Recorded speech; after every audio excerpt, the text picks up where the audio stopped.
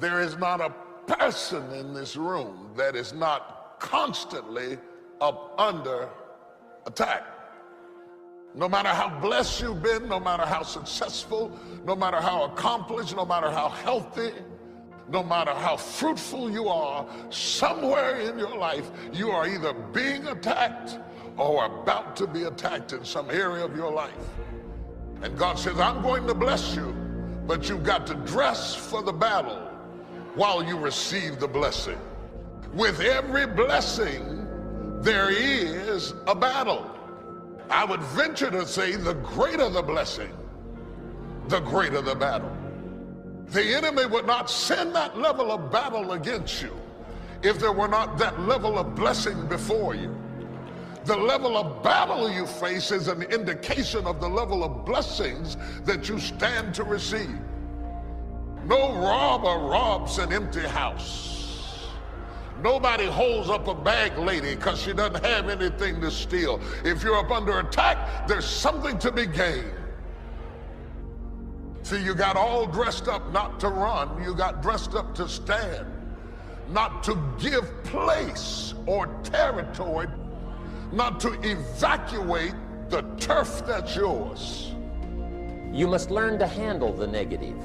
Don't ignore it, handle it. You don't have to live in it. You don't have to dwell on it, but you do have to handle it, my opinion. I know some people teach, just turn your head real quick and say, there's no weeds, there's no weeds, there's no weeds. They'll take your garden. So you've got to handle the negative. Here's what part of it is. It's called the great war between good and evil. And there is a war on. The minute you were born, you got involved in the war between good and evil, between darkness and light, between negative and positive, between evil and good, between tyranny and democracy, between weeds and human activity. I mean, the war is on. If good does not arouse itself and become active, guess what moves in? Evil. It's a war. A mental war, a physical war, a financial war, between enterprise and ease, between accomplishment and failure. It's a war. You're being fought by imaginations, shadows, and ghosts. Some of you are stressed to death over what ifs and maybes. You've been stabbed by suppose.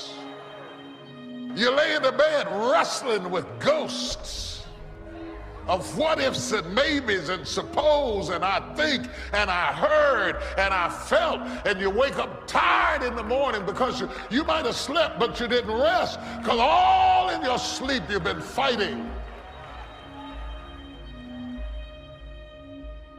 Most people are living their lives from a heart place and not a head place.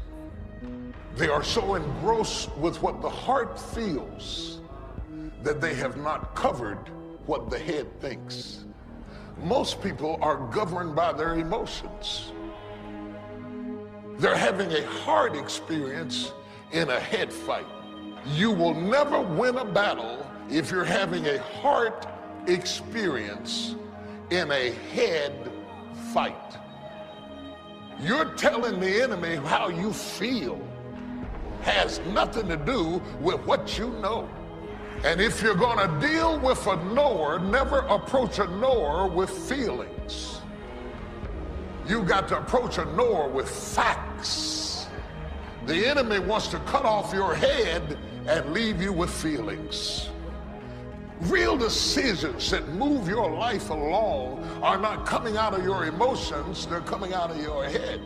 Real opportunities that God would open up for you have to come out of your head and not out of your feelings. There are so many people that are so abstract and they're just moving along from day to day out of their emotions and their feelings. I don't know, I'm just not feeling it today. I'm just not feeling it today. Come back on Thursday. I might be feeling on Thursday. I'm not in the mood for this. I can't handle this. And every time you do it, you're canceling out opportunities. A person who does not function out of their head is a person without government.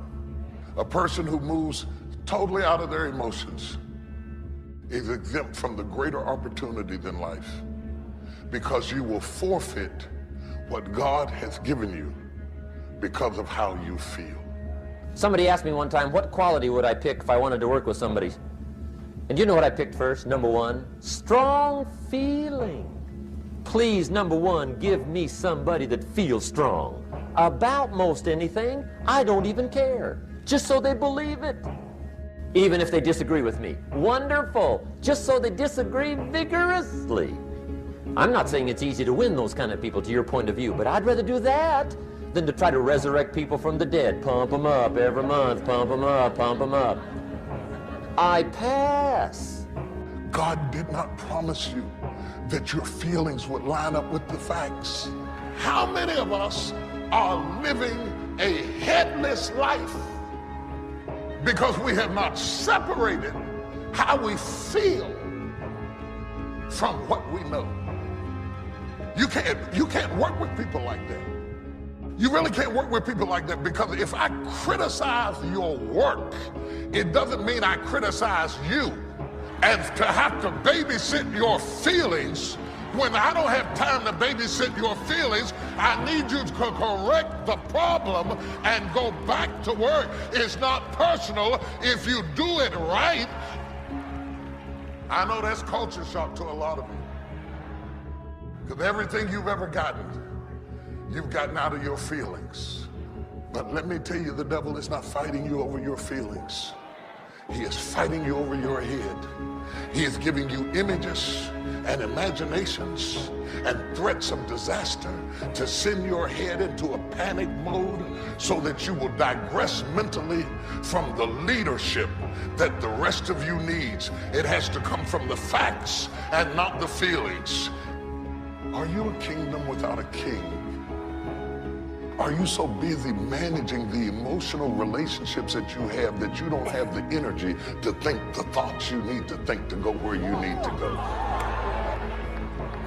Are you so busy managing your feelings and the feeling the people around you and trying to make them feel what you feel and need what you need and want what you want, that you're not making progress in life? The definition of lunacy is to keep doing the same thing expecting a different result. So why are you doing what doesn't work? If flipping out on her isn't working, why are you still doing it? If giving him a piece of your mind hadn't worked in the first 15 years, wouldn't it be a good time now to change strategies? Why are we loyal to ineffectiveness? Why are we loyal with ineffectiveness? And we are loyal to things that we know don't work, but because this is how I feel.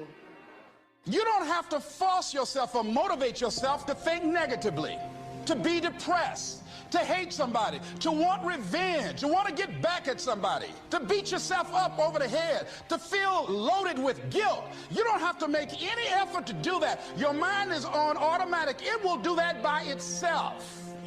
The next thing that is important is that expect things to get better for you, because they are. See, life is cyclic.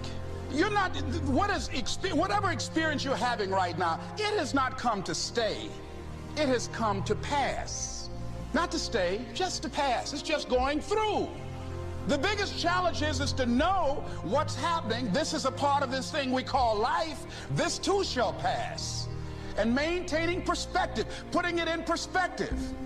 See, a lot of us, because of our limited vision of ourselves, a lot of us who begin to focus on problems and enable them to overwhelm us, we begin to think that we have no options. We begin to believe that there's no way out. Repeat after me, there's always a way. I'm unstoppable. This will not get me down. And if I get knocked down, I'm going to be like Leo Pascal. Said, you're going to have some low moments in life, but when you do, you will have high lows. Because you're going to have sometimes low moments when you won't want to get out of bed. You just want to stay there. There are times you won't want to come out the house. There are times you'll be feeling bad and don't know why. What's wrong? I don't know. It's called life. Someone said we have two primary choices in life. We can either accept conditions as they exist, or we can take the responsibility to change them. See, a lot of people want to exempt themselves from taking responsibility. All they want to do is talk about the problem. Every time you see them, they'll tell you their story over and over and over and over again.